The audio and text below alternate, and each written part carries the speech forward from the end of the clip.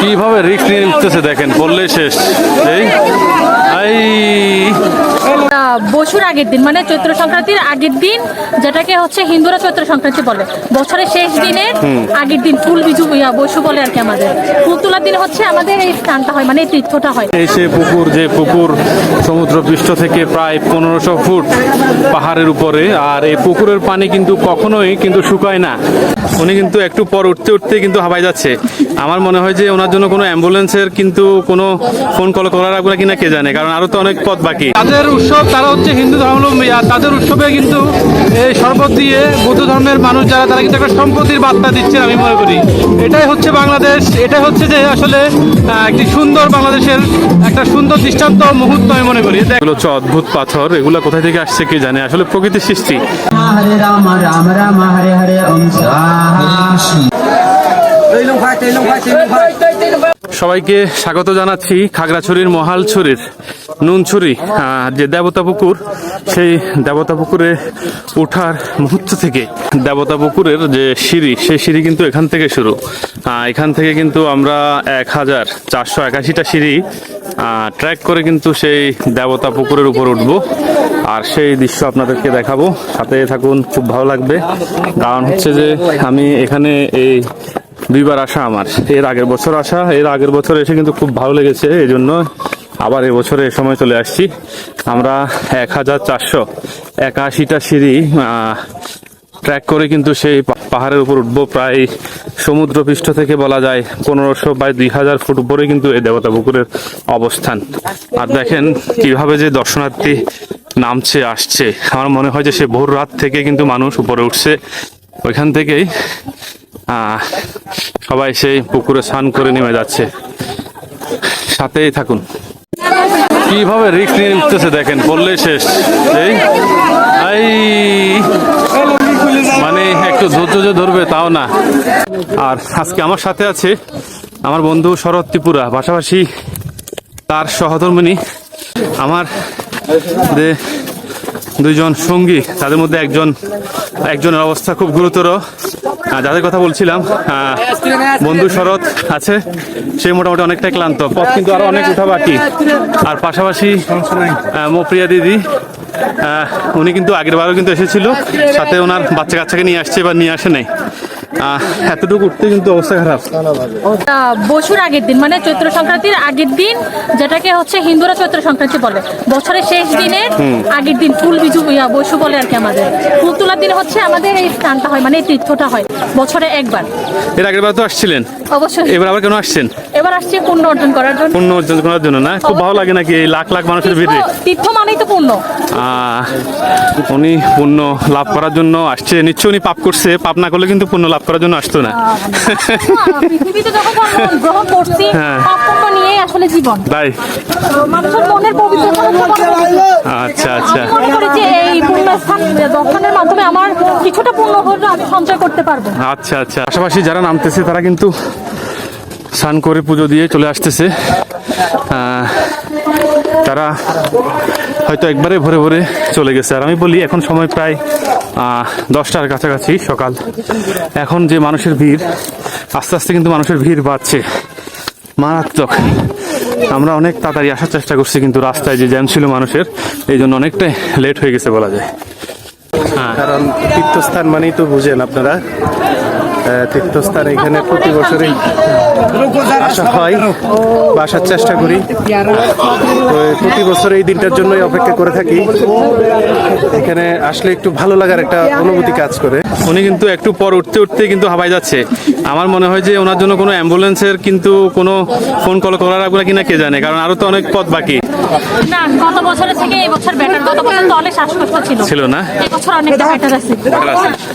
কি মানুষের ভিড় দেখছেন আপনারা, এই পাহাড় বেয়ে বেয়ে বেয়ে বেয়ে সিঁড়ি বেয়ে বেয়ে উঠতেছে। কিন্তু আমরাও কিন্তু এর থেকে কম কিছু না, আমরা মোটামুটি প্রায় অর্ধেক পথ কিন্তু পেরিয়ে আসছি, আর একটু বাকি বলা যায়। দারুণ, কিন্তু দারুণ। এখানে প্রতি বছর আসার কারণে হচ্ছে যে এই হাজার হাজার মানুষের ভালোবাসা, তাদের যে একটা বিশ্বাস, এই বিষয়টা তুলে ধরা, পাশাপাশি নিজেও এই আনন্দ উপভোগ করা। দারুণ কিন্তু যারাই দেখছেন তারা চেষ্টা করবেন যদি এখানে আসতে চান। প্রতি বছরে যে নববর্ষের যে আগের দিন চৈত্র সংক্রান্তি তার আগে কিন্তু এই মেলা হয়ে থাকে বছরে একবার।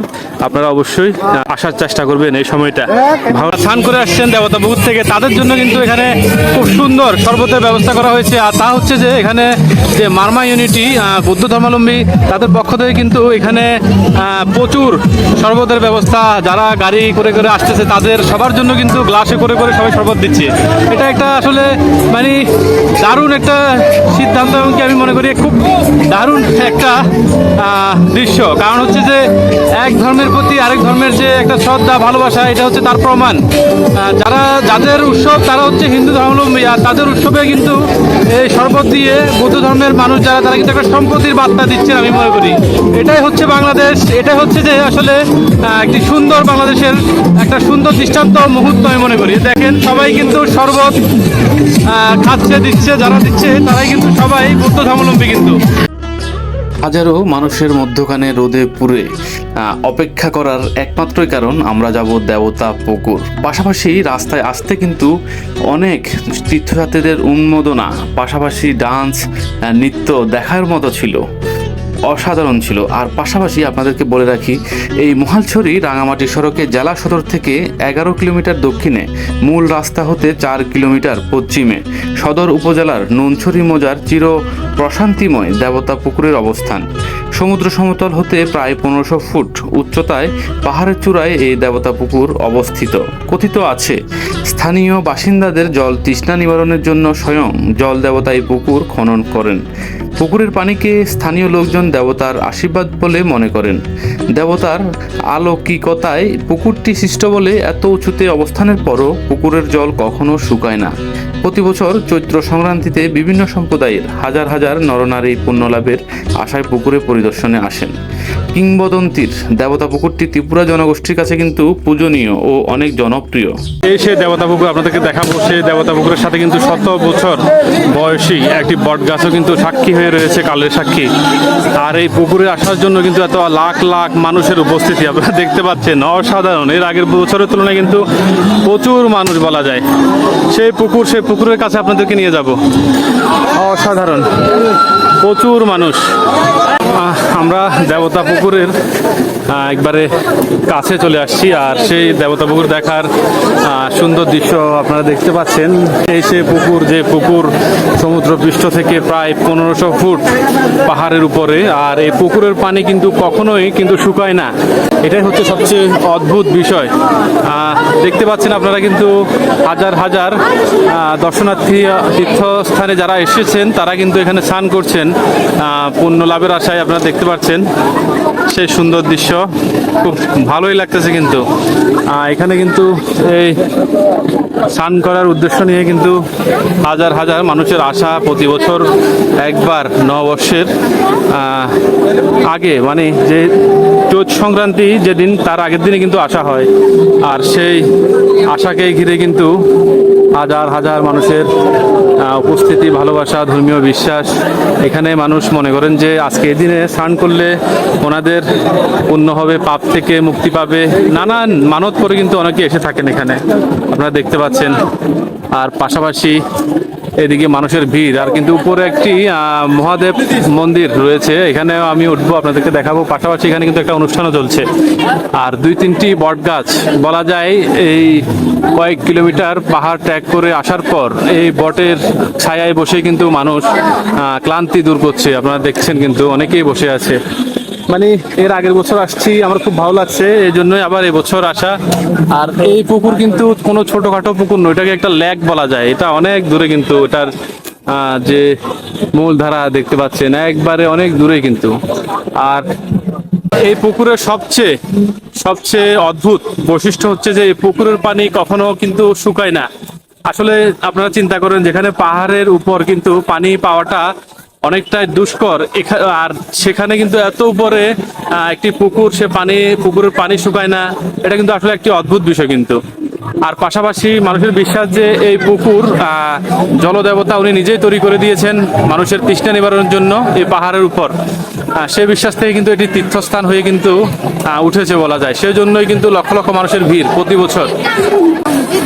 যারাই দূর দূরান্ত থেকে দেখছেন, যদি কখনো সুযোগ হয় অবশ্যই আসবেন, আর অবশ্যই পাহাড় ট্রেক করার অভিজ্ঞতা থাকতে হবে, আপনাদের কিন্তু অনেক ভালো লাগবে। খাগড়াছড়ি সদর থেকে প্রায় 11 থেকে 12 কিলোমিটার পথ পাড়ি দিয়ে যে রাঙামাটির সড়ক, মহালছড়ি হয়ে রাঙামাটির সড়ক যেতে কিন্তু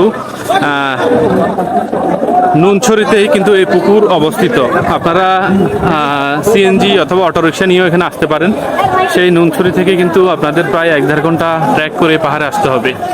খাগড়াছড়ি সদর থেকে তো আসা যায়, এছাড়াও যারা এই পুকুরের উদ্দেশ্যে আসবেন, বিশেষ করে ঢাকা, চট্টগ্রাম, ফেনী ওই দিক থেকে, তারা কিন্তু খাগড়াছড়ি সদরে যাওয়া লাগবে না। আপনারা খাগড়াছড়ি সদরের আগে যে জিরো পয়েন্ট, সেই জিরো পয়েন্ট থেকে কিন্তু ডান দিকে কিন্তু চলে আসতে পারেন এই পুকুরে।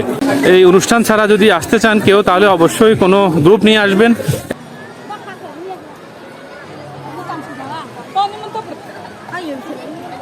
সবাই স্নান করছে, আবার পানিও নিয়ে যাবে বাসার জন্য। অসংখ্য মানুষ, অসংখ্য মানুষ। Wow! অনেকে এখানে সবচেয়ে মজার বিষয় যেটা, সেটা হচ্ছে যে আসার সময় দেখা যায় যে শত শত না, হাজার হাজার ট্রাক অনেকে রিজার্ভ করে নিয়ে আসে, মানে সম্পূর্ণ কিন্তু ট্রাকে আসে। যারা এখানে তীর্থস্থানে আসেন, তারা ট্রাকে আসার সাথে সাথে বিভিন্ন গানের সিস্টেম করা থাকে, সেই গানের তালে নাচতে নাচতে আসেন। খুব সুন্দর লাগে কিন্তু এই দৃশ্য দেখে। আমরা রাস্তায় অনেকগুলো গাড়ি বার করছিলাম, যে তারা ট্রাকের উপর সাউন্ডবক্সে গান লাগিয়ে ডিজে ডান্স করে করে আসতেছে। পুকুরের আশেপাশে ঘুরলে আপনার দেখা মিলবে 3টি অদ্ভুত পাথর পুকুরের পাড়ে। কিন্তু এগুলো হচ্ছে অদ্ভুত পাথর। এগুলো কোথায় থেকে আসছে কে জানে, আসলে প্রকৃতির সৃষ্টি। এটাই সবচেয়ে সুন্দর লাগে। এর আগের বছরও কিন্তু আমি এই পাথর দেখেছিলাম। আমি কিন্তু শেষ প্রান্তে চলে আসছি। এখানে পুকুরের যে ঘাট, সেই ঘাট পর্যন্ত চলে আসছি। পাশাপাশি কিছু কবুতর কিন্তু দেখা যাচ্ছে। দেখেন, এই কবুতরগুলো কিন্তু অনেকে মানত করে আজকে জোড়া জোড়া এখানে দেবতা পুকুরে এসেই তারা ছেড়ে দিছে। মানে অনেকে মানত করে কিন্তু কবুতর নিয়ে আসেন। আমার মনে হয় প্রায় কয়েকশো জোড়া কবুতর হবে। তবে স্নান করতে পারলে একটু ভালো লাগতো। স্নান করতেছি না, কারণ হচ্ছে যে বাইক রাইড করে যাব, শরীর হয়তো অসুস্থ হয়ে যেতে পারে। মাথায় একটু পানি দিলাম, তবে অসাধারণ লাগতেছে কিন্তু আমার কাছে। আমি আপনাদেরকে বলি, এই পুকুর কিন্তু প্রায় 0.5 কিলোমিটার, অনেক দূর কিন্তু এই পুকুরের অবস্থান। এটা আসলে আমি আবারও বলি, পুকুর বললে কম হবে, এটা লেক বলা উচিত। আবারও বলি, এই পুকুরের পানি কখনোই শুকায় না। এটা হচ্ছে সবচেয়ে অদ্ভুত বিষয়।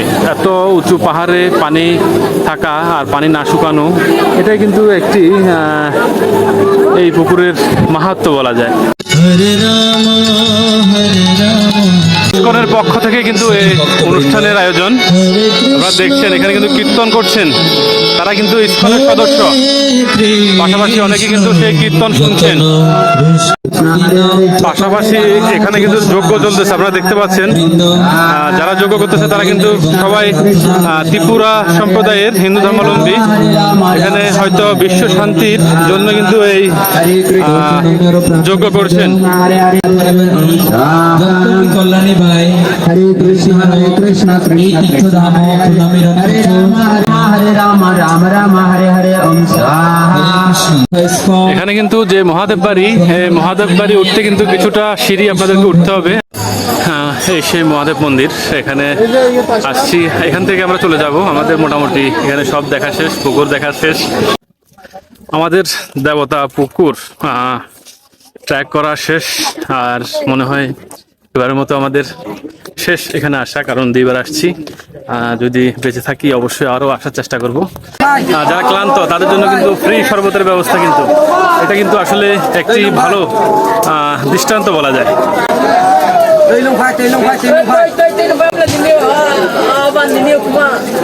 খুব ভালো একটা সিদ্ধান্ত, সাধুবাদ জানাই। খুব ভালো লাগলো, কারণ অসংখ্য ক্লান্তি কিন্তু শরীরে, আর শরবত খাওয়ার পর মোটামুটি শরীরে কিন্তু অনেকটা এনার্জি আসবে। তবে আমি যেটা বলে থাকি সব সময়, শহর থেকে পাহাড়ে, আর পাহাড় থেকে জঙ্গলে, জঙ্গল থেকে আমরা এখন ফিরে যাচ্ছি সমতলে। সবাই ভালো থাকবেন, সুস্থ থাকবেন। সাথে আছে বন্ধু শরৎ। যে যেখান থেকে দেখছেন অবশ্যই লাইক কমেন্ট করে জানাবেন। পাশাপাশি যদি ইউটিউব চ্যানেলে দেখে থাকেন সাবস্ক্রাইব প্লিজ, আর ফেসবুক পেজে যদি দেখে থাকেন ফলো দিয়ে পাশে থাকবেন। ভালো থাকুন সবাই। নেক্সট আরো সুন্দর ভিডিও নিয়ে আসছি আপনাদের জন্য। Tata, bye bye.